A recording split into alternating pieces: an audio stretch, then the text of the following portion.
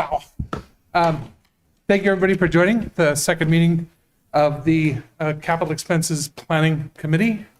We're here to cover a number of different items from different groups, but I understand that, Christy, you said you had something you wanted to kick off the conversation with? Yeah, just an update.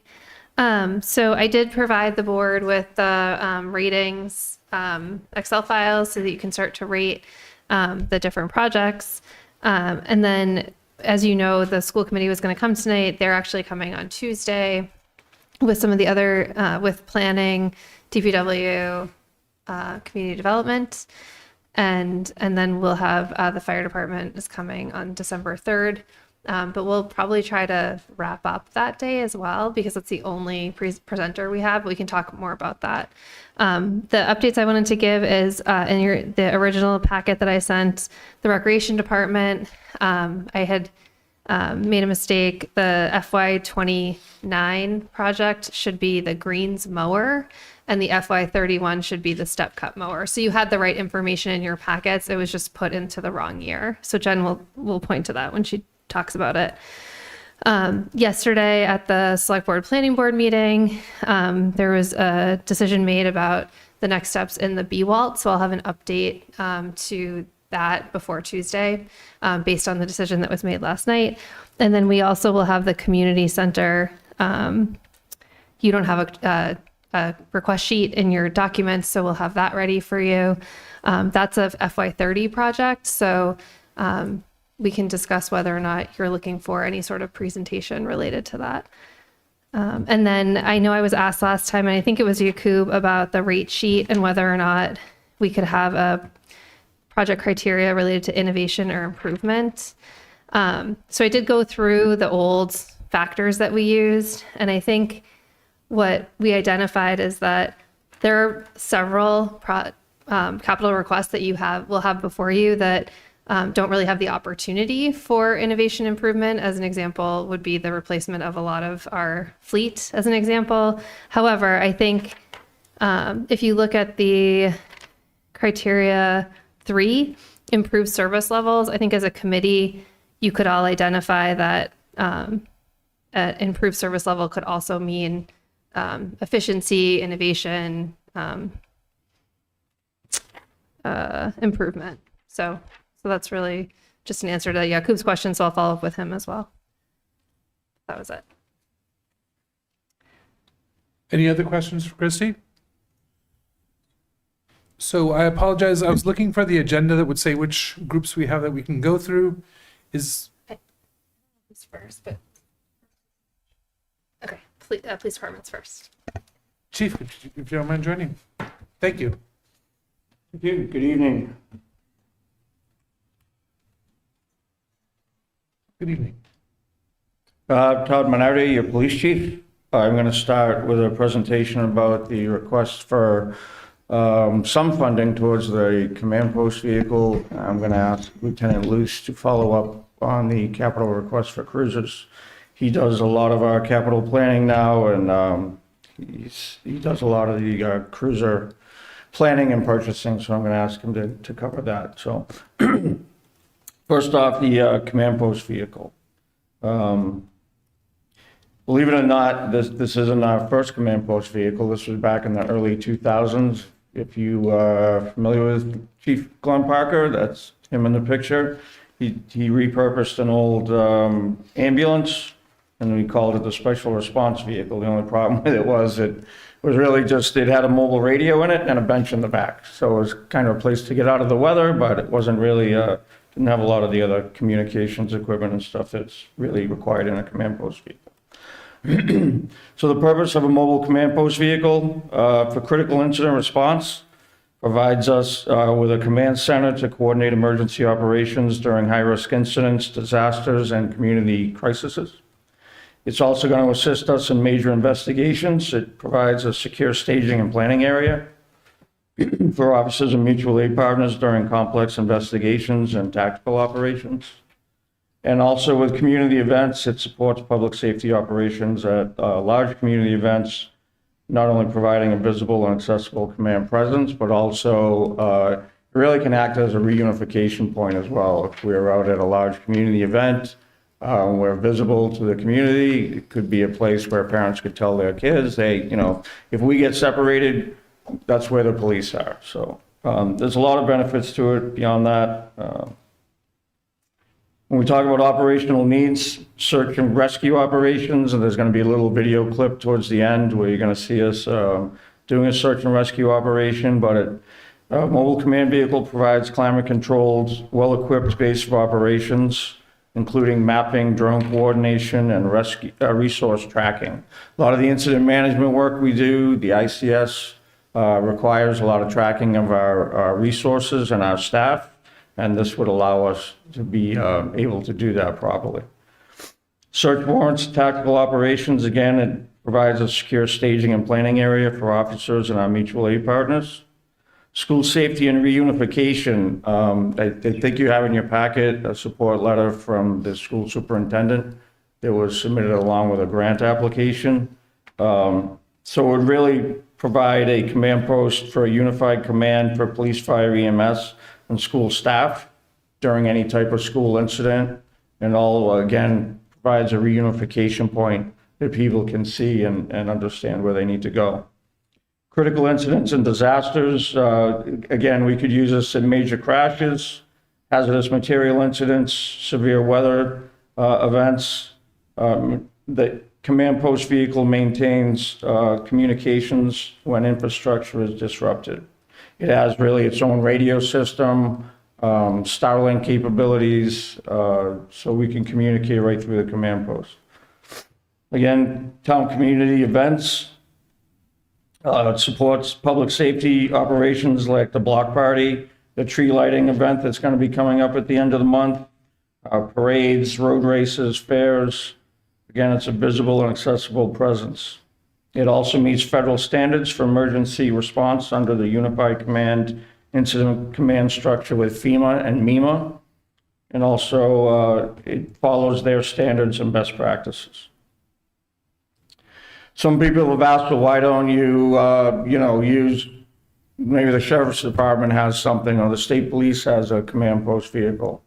There's a number of reasons why those aren't necessarily in play for us.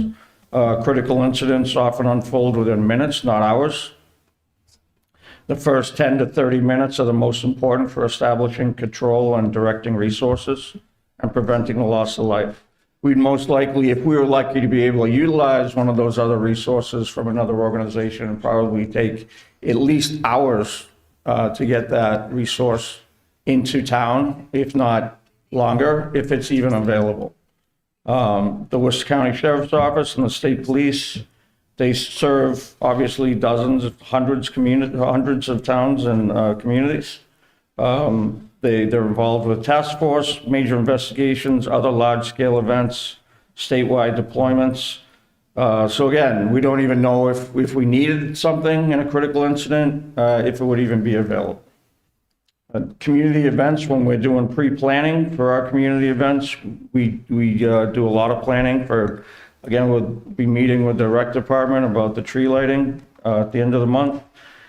We can't guarantee that we'd have a command post from another organization, from another agency. Having our own equipment available allows us to be able to properly plan for these events, as well as the members of the department would be trained in how to use it and what its capabilities are when they're tasked to operate it.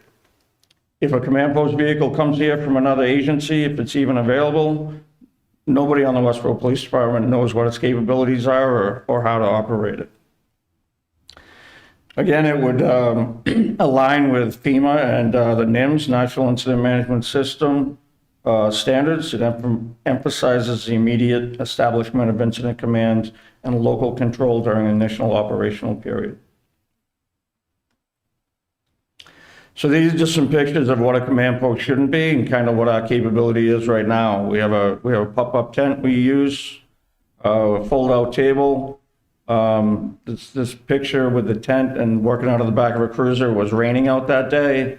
We got a monitor we're trying to use to watch some drone footage. We got it propped up with a traffic cone, trying to keep it out of the rain. But what do we do when it's at night, when it's dark and you can't see? Or what do we do when it's snowing out or inclement weather? it's raining sideways, or it's 105 degrees outside. Those are all things that we need to take into consideration. We have tens of thousands of dollars worth of electronics equipment, radios, drones, monitors, laptops.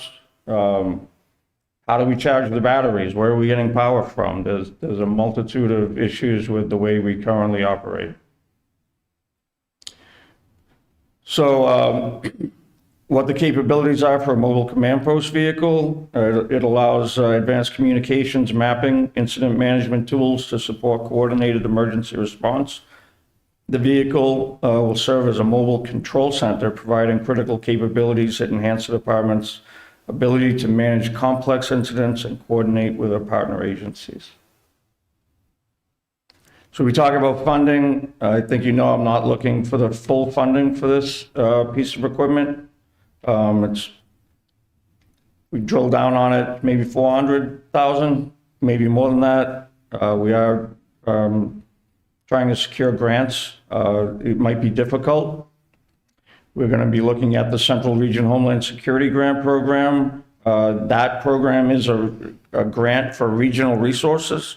So when people ask, well, is this going to be a regional asset?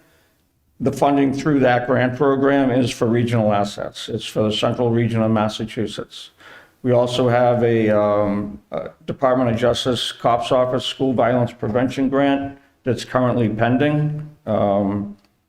Be great if we get it. I'm not 100%, positive that we will. Pretty soon we'll be submitting another grant application through EOPS for a counter UAS grant program, the unmanned aircraft system. Again, it's probably going to be a stretch if we get it, but we're certainly trying every avenue we can to get other funding, including discussions with our regional departments around us to explore opportunities for joint or shared funding to help offset the costs to the town. So again, this is about public safety. Would enhance our public safety, which really is about life safety. It's going to improve our interagency coordination, not only externally, but also internally. We could use this with other town departments. We're having a unified command with the fire department. If it's a big storm and the DPW is involved, or it's a school incident, we can have school staff inside the command post. It's going to strengthen our community engagement at all our community events. And it's really about rapid and organized emergency response that's aligned with national standards. Again, it's proactive preparedness. This is an adaptable resource. It's going to strengthen our partnerships, again, both internally and externally, and it's long-term community resilience. So I'm really just going to say that, like a lot of people think this might be a luxury. It's not a luxury. This really is a modern necessity in this day and age. It's not something that, you're probably going to ask, well, how many towns around us have it? None of them. That's just more of a reason why we need it. And I'm trying to work on it becoming a regional resource. But I really choose to lead and not follow. Like, there's a lot of things the police department does or has done, your police department, that towns around us haven't done, or they don't do it until they see that we do it. There's a long list. I'm not going to go into it. I certainly can if you want, but this really is about investing in the capabilities today to ensure that Westborough is ready for tomorrow's challenges. I'm just going to show you a quick video.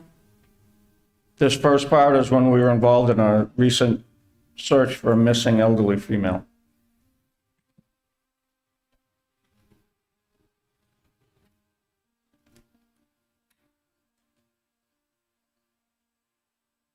Please. Yeah, we're looking for someone who's lost, elderly female. You see someone just walking around.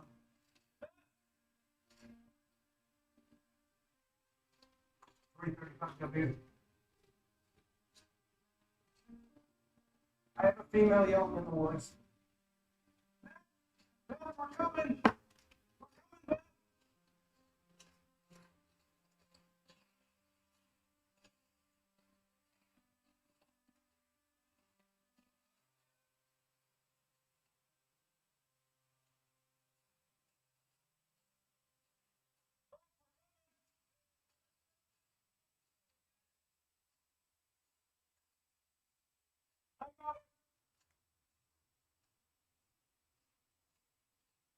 335 has it.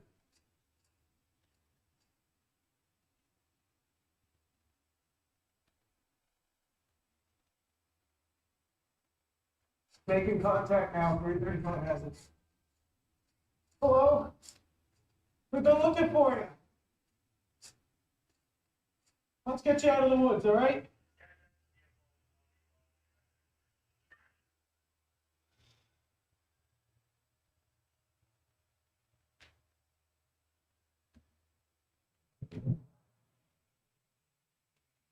Every year, our officers support events that bring this community together. From large road races to town gatherings, we work to keep thousands of residents safe. Whether it's a holiday celebration, a family event, or a moment that defines Westborough's spirit, our goal is to ensure everything runs smoothly behind the scenes. Graduations, ceremonies, and major school functions all require coordinated planning, communication, and supervision. But the same resources are needed when tragedy strikes, when a crash occurs, or when unpredictable emergencies unfold. What should be a unified command operation often becomes a challenge. Rain, darkness, cold weather. These are the conditions our officers routinely work in. Yet we're still relying on the backup of patrol cars, our command post, missing persons, search and rescue, severe weather responses. These incidents require organization, coordination, and rapid decision-making. Even during planned public events with large crowds, our ability to manage resources is limited by the equipment we don't have. Right now, this is what our command center looks like. Clipboards on a trunk, laptops balanced on gear, radios, papers, and people crowded around improvised workspaces. This slows communication, increases risk, and hinders our ability to lead multi-agency responses. A dedicated mobile command vehicle changes that. It gives us a protected workspace, reliable communications, real-time coordination tools, and the ability to manage any major event, planned or unplanned, with efficiency. This is about readiness. It's about giving our officers the resources they need and giving this community the response it deserves. With your support, we can replace improvisation with preparation and give our officers the tools they need to command with confidence wherever duty calls.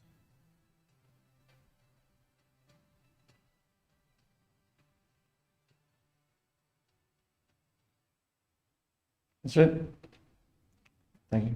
Thank you, Chief. Questions? Just before we go to other folks, just a clarification, it's 474,000 on the estimate. And you were talking about going for grants. Is anything lined up right now? Or ultimately, is this still something you're working on for potential grants? So the one grant application that we submitted, I'm hoping to hear about it soon. The other EOPS grant, it probably gets submitted definitely by the end of the month. The Region Homeland Security grant funding, usually the application comes out in January. So we will be waiting on that. Thank you, Chief. The current, if you look at your rating sheet, the current proposal estimates 100,000 in free cash and 374 on other or grants. If you look at the table though, in your that start for the FY27, you'll see that, like we talked about last time, the table in the PDF, you'll see that there's a surplus, which could potentially cover if the grants were not able to be obtained. Thank you. Questions from anybody?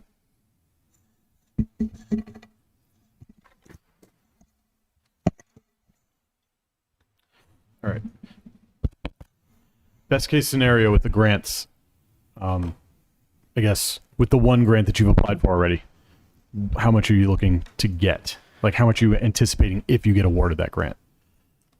I honestly don't hold out a lot of hope for the two, the federal grant and the state grant we applied for. Those applications, we're seeking full funding. I think it's going to be a stretch to get them. I hope we do, but They don't. Do they issue like partial they're funding? extremely competitive. Obviously, the federal grant, we're competing against the entire country. The state grant is very, very competitive. The Central Region Homeland Security grant, it's actually, I don't know if you remember, but last year we were asking for about $100,000 for a 3D crime scene scanner. We went to them last year and applied for the grant to fund that, and it was approved. So they didn't have any issue approving that for almost $100,000. My hope would be to, best case scenario, maybe get 200,000 from Homeland Security, but I don't even know if that's going to be available. Their funding has been delayed at the federal level. The Homeland Security money comes from the federal government, goes to the state level to get distributed to the 4 regional Homeland Security councils. So we're still waiting on the funding for the 3D scanner.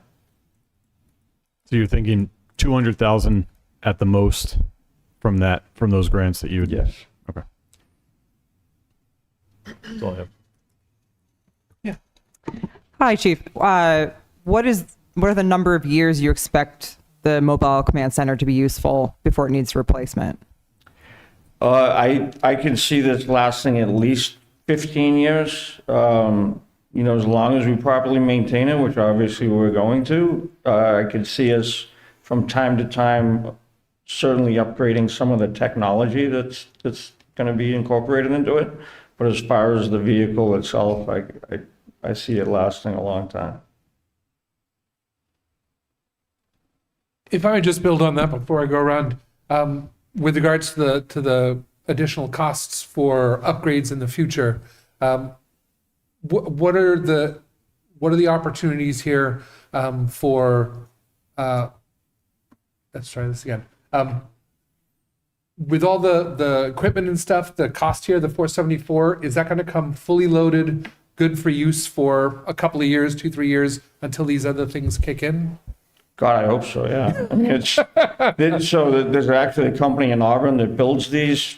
They ship them all over the country. And they do like all the storm chaser vehicles that the news stations have and everything. So, I mean, this is what they do. They use state-of-the-art technology. That's how they set them up. So, I mean, as well as I do that technology changes quickly, but I see this lasting us a long time. Thank you. Did you have a question, Patrick? Sure. Yeah, sure. Sure, I go. I had a couple questions. Thank you, Chief. Appreciate the presentation. I guess my first question is, great production staff to put together that. I'm not sure if that was police staff or if you had the help of Westborough TV, but I liked all the the interactive part of it. Thank you. I guess no particular order of my questions. I just got out of a Sustainable Westborough zero emission vehicle policy meeting. So my first question is, do you happen to know what the gross vehicle weight of this vehicle is and whether or not it would be in an exempt or non-exempt vehicle? Which for the sake of the audience and everybody here, that would be 8,500 pounds. Yeah, I don't have that information off the top of my head. I mean, it's a Ford Transit Jumbo extended. So I'm not sure. I'd have to look it up to see what it is. It's an all-wheel drive vehicle. So. Okay. Chief, if you could forward that findings from that'd be great. Thank you. Since the other members asked a question about the grants, I guess I'll ask kind of a holistic question. In all the grant applications, is there any prevention from grant stacking, meaning multiple grants being used for the same purpose? So that you could possibly stack up multiple grants to pay for as much of this as possible? Yeah, I'm not aware of any grants. I mean, other than the regional Homeland Security grant, that I don't see being awarded the full amount. That's why I'm looking for other funding sources. But there's nothing to prevent you from like getting, 2-3 grants. Okay. Oh yeah, no. All right, no. great. There's actually a Motorola grant coming out soon. It's about $50,000. We're going to try to use that to maybe offset some of the cost of the radio system and the technology. But again, it's like there's no guarantees we're going to get that. Okay. Sticking with the funding piece of it for a moment here, you mentioned, that this is not something that other communities around us have, but you see this as being a regional opportunity.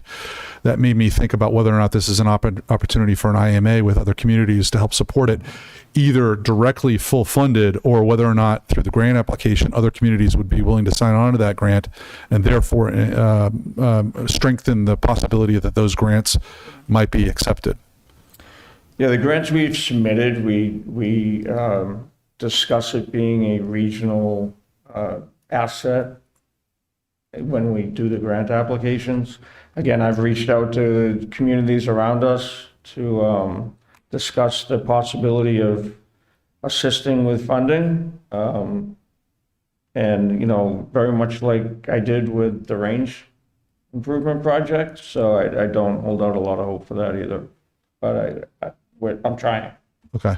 Yeah. And just for sake of the audience here, IMA, intermunicipal agreement, it allows us to share resources between the communities. And this might for the chief, sounds like it's not necessarily a viable opportunity, but work may still continue there. I think it's also possible, just based on Chief's presentation, that if folks aren't interested in contributing up front, that it's sort of that proof of concept when it comes in and we're using it and other communities become interested, maybe potentially there's an opportunity there for partnership in terms of maintenance or ongoing or replacement. Yep, that's great. And that brings up my my last question I can think of right now, but certainly we'll, might pull some as other members here ask questions. Just seeing the size of that vehicle, I'm not familiar with the canopy behind the fire behind the police station.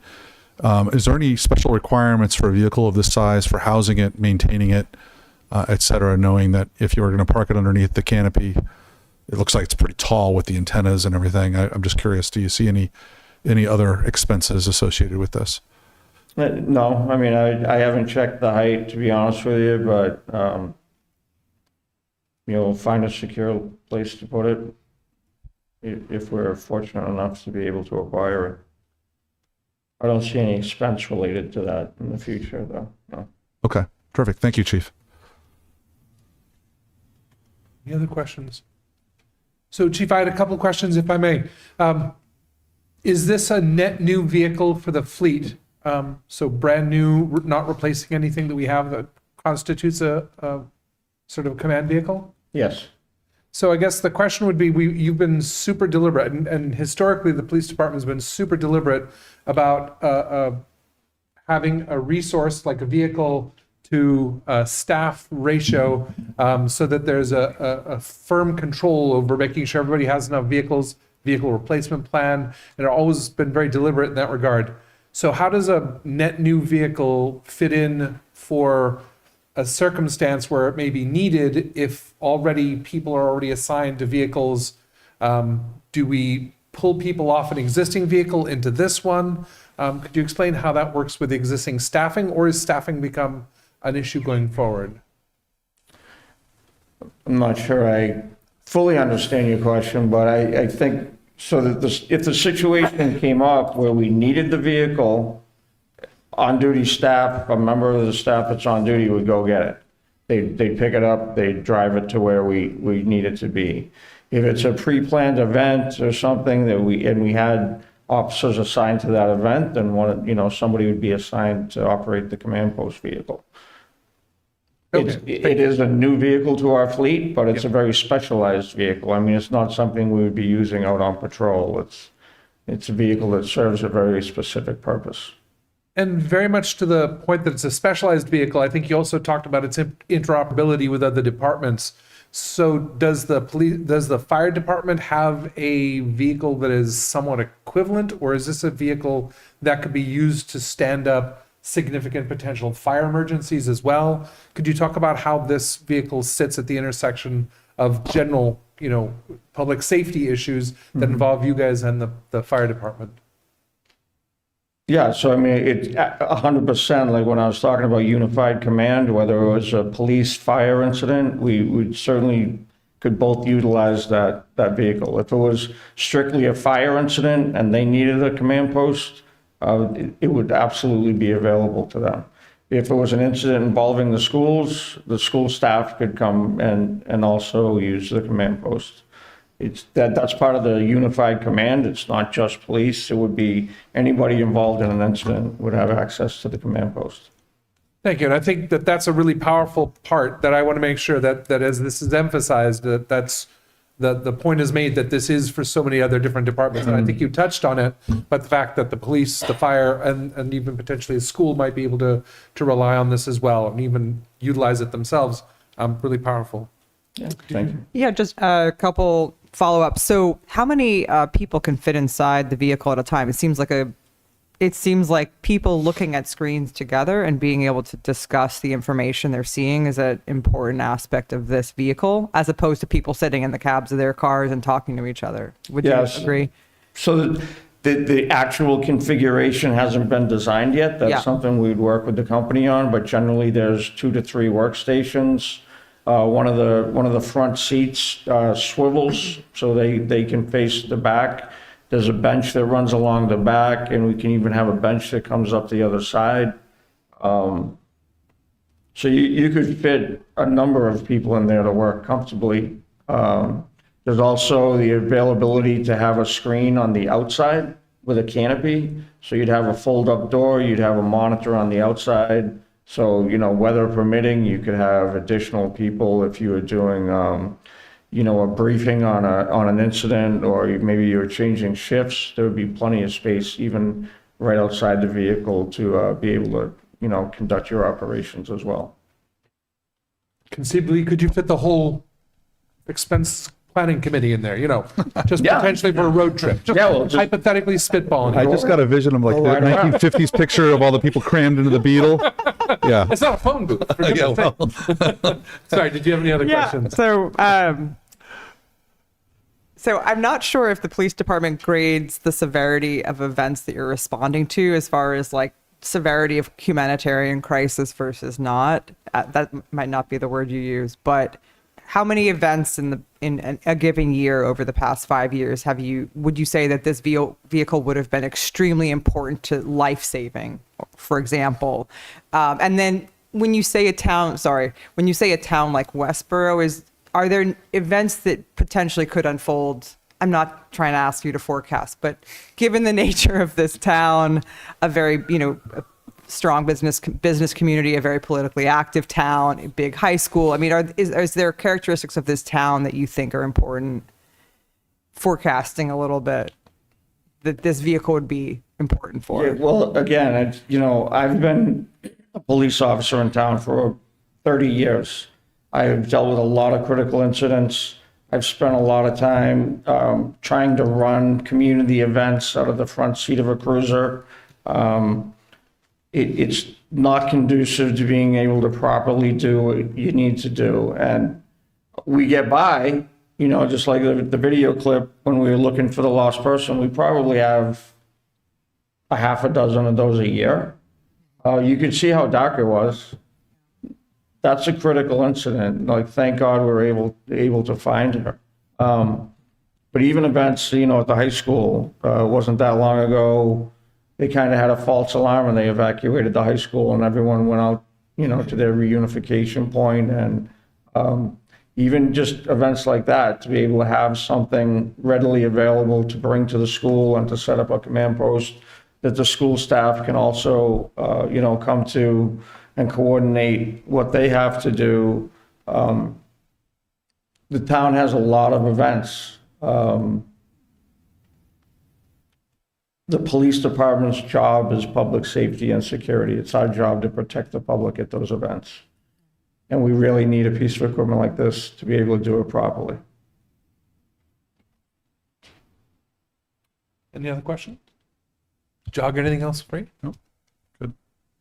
I just wanted to say, so we had thought the school was going to present today. They have a meeting in here. We've been told the meeting starts at 6:30, but it starts at 6. So just Oh, boy. just keeping your eye on the time. Any chance we could speed read through the cruisers? So, Thank you, Chief. They can have the back half of the room, can't they?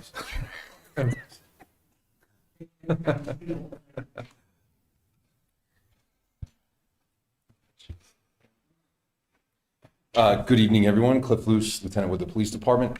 I had a Starbucks, 3 shots of espresso, so might rewind this and go over something if I said it too quickly. So maintaining a safe and reliable police fleet.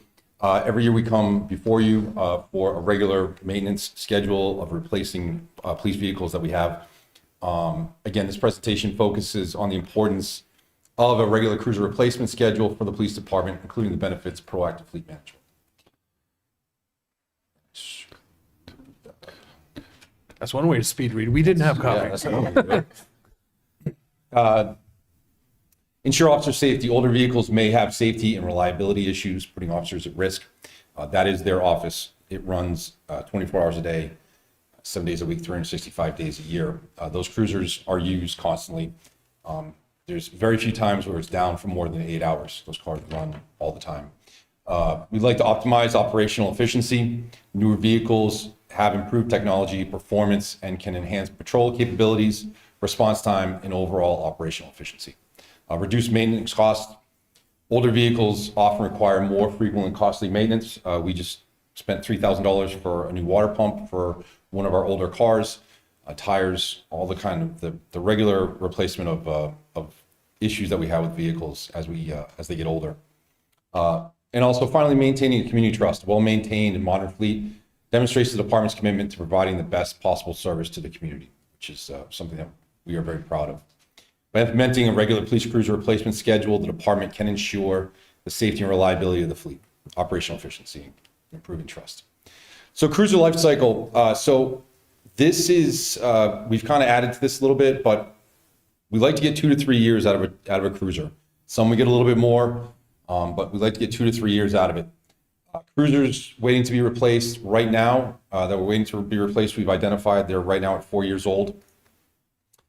Cruisers we identified in November of last year that I came before you for our capital project had 19,000 plus miles added to each one of those cars.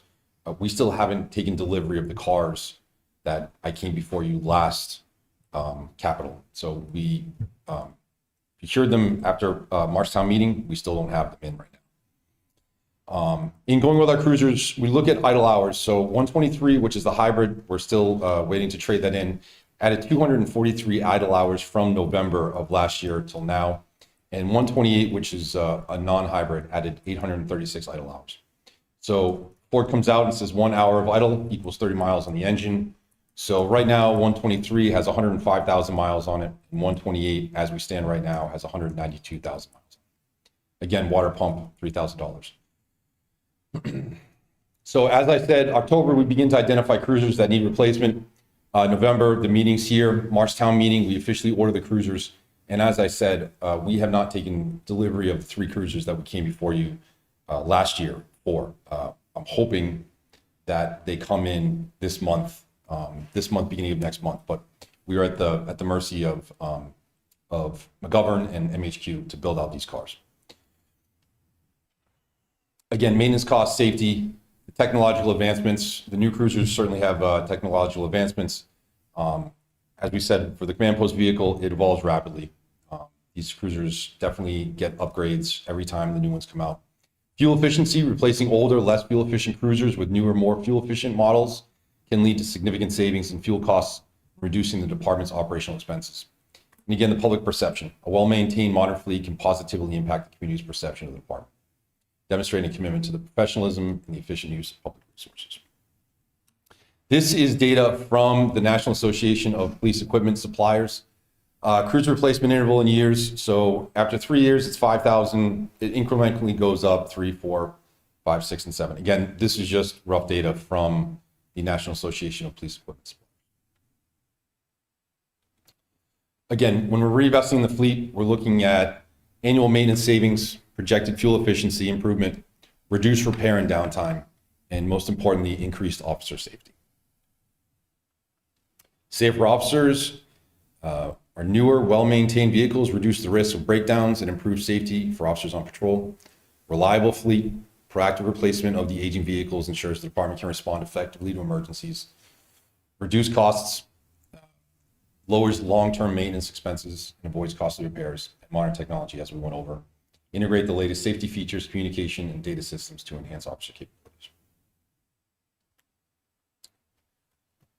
Again, as we say every year, ensuring the safety and reliability of our officers in the community that we serve, this improvement will pay dividends in operational efficiency and enhance public trust.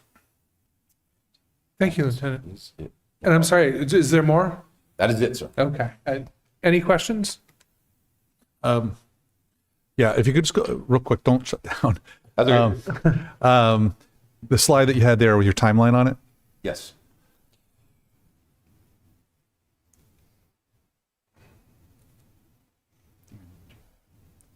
the cruiser life cycle or the other one? No, that one's fine, I think.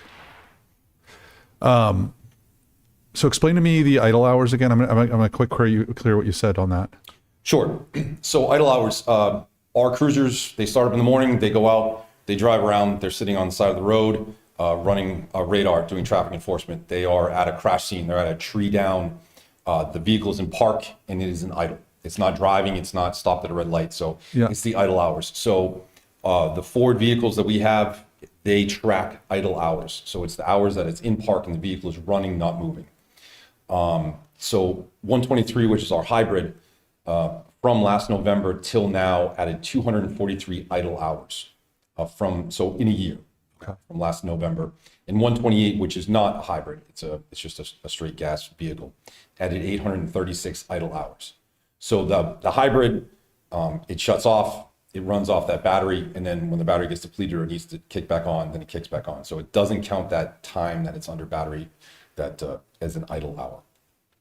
Okay, so just extrapolating that out into the next line on there, 123 miles plus idles, you're coming up with a total because of a formula in regards to the 243 idle hours as to how many miles are on that vehicle.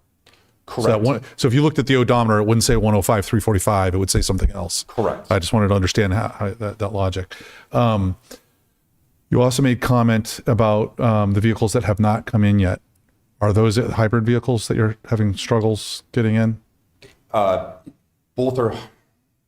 Two are hybrid and one is a gas vehicle. Gas So vehicle. when we go to MHQ in March, we go to them beforehand and say, hey, we're looking for 3 vehicles, but we have to wait until town meeting. As soon as town meeting happens, we send them an email. We're approved, we're good to go.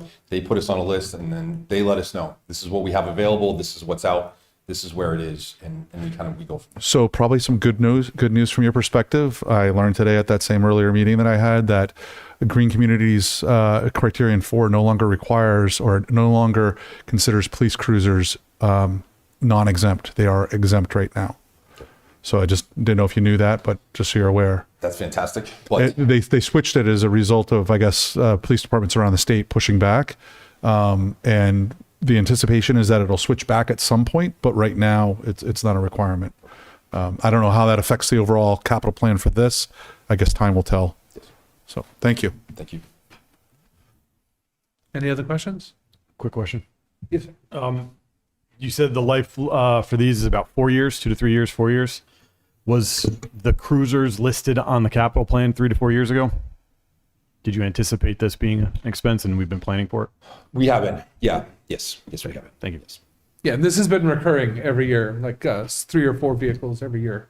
And they've kept with it, including the time when they lost 2 cruisers in a year that ended up getting, accidents that ended up requiring replacements altogether. So it's been part of a very reliable capital campaign. My question, 3 vehicles, the total here I'm seeing is for 232. Realistically speaking, we've all seen prices go up significantly for things like cars. Last year it was $225,000 for 3 vehicles, roughly 75 a pop. Is 232 still a realistic estimate for the costs? Is that based upon what's available? So I did a 3% increase over the 4 years. So right now, as we're looking at it, yes, that seems like it's the number that should feasibly be able to get us the 3 cars upfitted with whatever we need to change over and go from there. Yes. Great, thank you. Appreciate knowing that. Any other thoughts? Tina, thank you very much for your time. Thank you. Appreciate it. I'll come with a better video next time. If the police stays around, will the school department stay away? No? I think recreation's gonna, we're gonna do golf, and then if Okay. we don't have time to talk about the feasibility study, Jen said she would come back. Fantastic. Thank you, Jen. Yeah, no problem. So, thank you. Thank you, Chief and Lieutenant. Have a good evening. Thank you for having me. My name is Jen Kirkland. I'm the Recreation Director, and with me I have Matt Griffiths, our golf manager. So like Christy said, I'll skip over the study for the rec department and I'll just go right to the golf course, and I'll make an abbreviated presentation than what I had planned. But Thank you. we are asking for a number of different pieces of equipment to help us maintain the golf course. So this is just so you can kind of see how much golf is actually played at the golf course. I won't read this verbatim, but you'll see that it's a very active course, and having a beautifully maintained course directly relates to how many people come out and play, which then directly relates to how much revenue we bring into the course. And just as a note, I'm sure you're all aware, but just maybe for the public, that everything we're asking for would come out of the golf club retained earnings. So this is money that we have brought in through memberships, greens fees, cart rentals, things like that. One thing to note here, you might say, oh, well, paid memberships are going down. Technically true, but that's because in FY24, 405 memberships was way too many. And so 300 is the cap. Where we would have to go to a wait list. The 56 additional that you see in FY25 are actually junior memberships, which we do not have. So these are the requests over the next 5 years. I'm going to let Matt talk about each one individually, and he'll be the one probably fielding all those questions.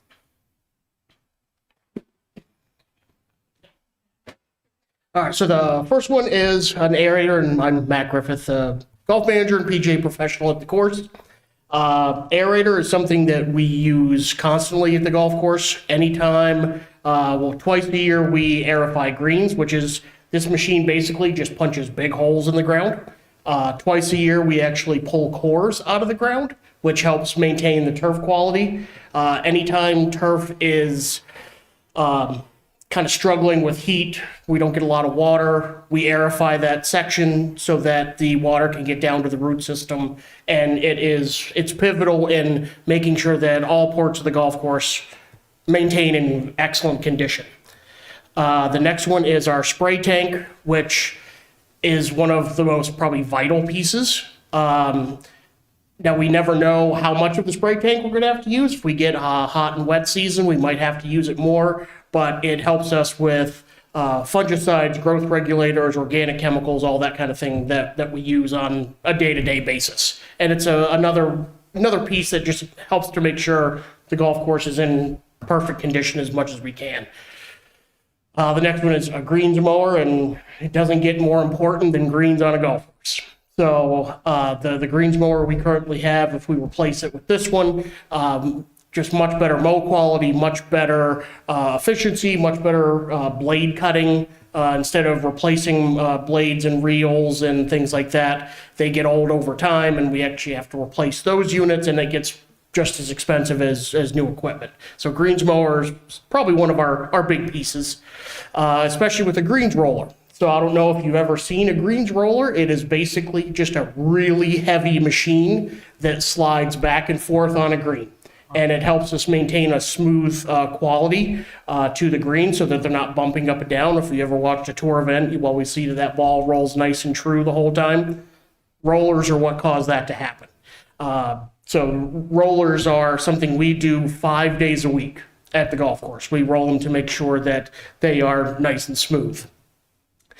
Step cut mowers is our rough mower, or one of the things we use for our rough. So we go fairway to a step cut to rough. Now all of our rough is actually cut by robots. So we don't have to worry about that as much. So, but we do need a new step cut mower, and we also use this mower if a greens mower happens to go down. We can replace some things on it and make sure it's kind of a multi-use tool, but that's also FY31 as well. So that's, we got a few years before that one. And that is it. Quick and painless. We're collecting everyone's presentation, so we'll send them out to you as well, so you can review them Thank when you, you're doing the Kylie. ratings. Any questions? Are all of these anticipated to be from Gulf Enterprise Funds? Yes, sir. All 5 years? Yes. I'm not sure if Christy shared my questions in regards to the different products. So I'll just ask in generalities. I did a little bit of research to understand these mowers. Obviously, their names make a fairly straight cut, but no pun intended there. But I did notice that the prices that you're showing here seem to be on the higher side. For example, I think it was the step cut mower. Our current model is a 3000 model. to replace a 3000 model is significantly less than $60,000. They make a 5000 generation. They also make a 7000 generation. In the 5000 generation, they actually have a hybrid vehicle, which is actually the manufacturer Toro, which is, I believe, what you're showing on the screen right there, actually recommends a hybrid version because it reduces the cost of maintenance due to the diesel lines for maintenance on the diesel lines for all the gearing and machinery that hang off of this. All I'm going to say is I'm supportive of keeping the golf course in good condition. I would just ask, as these move further into the process in years to come, that you guys might want to sharpen that pencil a little bit more. And No question. I mean, So- we're just kind of a guess. Yeah, Who yeah. knows what a cost is going to be? yeah, and I did ask the question in 31. regards to if these dollar figures are $2025 figures or projected figures out. Projected. They're projected, so that's good to know because that at least sets a higher bar expectation now than later. So thank you. I just wanted to share with you some of my Yeah, it observations. was just kind of a guess looking at current models, what it could be in 5 years. Yep, appreciate it. Thank you. Thank you. Jen, do you happen to know the retained earnings amount change from year to year? I don't right this second. I could send it along. Yeah, I we don't can know if send you- that along. Thank you. I appreciate that. And the question gets to the fact that we've had a tremendously run golf course for the last 4 or 5 years, and it's been tremendously run for a long time, but it was also losing a lot of money, like up until about 4 or 5 years ago. And the fact is, it is that, you're looking at me, no? Like, at one point we were, In one year, we did Yes. ask the taxpayers to subsidize it, but then we actually gave that money back. But you're correct that we were getting close, and that's And, why yeah. we changed the model. and Absolutely. in fact, that the retained earnings has been growing. We have professionals that are doing a good job serving the community well, and I would just recommend to folks, they keep in mind that they have been running a successful enterprise that is not depleting its current resourcing. So there's a lot of value in listening to the folks. I think it's an excellent idea to think about how this can benefit things like our green efforts and stuff like that, if there's a way that they can include that. But I would love to know that, again, making sure we're retained earnings is continuing to grow or stay stable. And to that end, I think they've been doing an amazing job. Yeah, every dollar you save on purchasing something like this, which is really mandatory, is a saved dollar so that in the future, when there's a major project that you all need out of golf club retained earnings, you'll have those funds to go do it, right? So that's why I think Right, and that's one of the reasons why we currently have robots that cut our rough. You know, they're little Roombas that some of them are even solar powered, so there's absolutely no energy cost at all. And then they do a lot of the work on all the rough on the golf course, and customers actually love it. You mentioned that, I think it was I don't know what the name of the machine was, but it was one that spread the chemicals, fertilizer. That was GPS guided, but I see somebody sitting on it. Is that automated now, or is it? You have to be on it just in case. Okay. You know, you don't want it going into the wrong area when you're spraying a chemical. The neighbor's yard. Yeah. Yeah. Also, we can It's- charge for rides. if So it comes it's down to it. GPS guided, so the spray only comes on when it's supposed to. Gotcha. We still drive it, Yeah, good. but they don't have that automated yet. I appreciate that clarification. And looking around, any other questions? I just had one more, and that is, I noticed a lot of the capital here is straight equipment. Given that there's still stuff happening with the golf club, the building, given that there's other equipment that you guys have had in the past, netting, I think there's some tanks that were needed to be filled. I'm surprised to see only equipment in this. Is there anything else that's on the longer term that is not machine based? As of right now, no. We're pretty. We're talking past this 5-year plan and into the 6, 7, 8, 9. The irrigation system will need to be looked at, but that's a larger ask further down the road. In the in the building, I believe that's one of the select board goals. So that is kind of above us at this moment, but it's a bigger conversation, I should say. Thank you very much. Yep. Christy, was there anything else you wanted to have feedback on? I would entertain a motion to adjourn. So moved. Any questions? Seconded. Thank you. Second, thank you. Discussion? Vote, adjourn? It's a unanimous? Just Uh, put your 6, school committee nameplate 0. up on. Thank you, everybody. taking the hammer.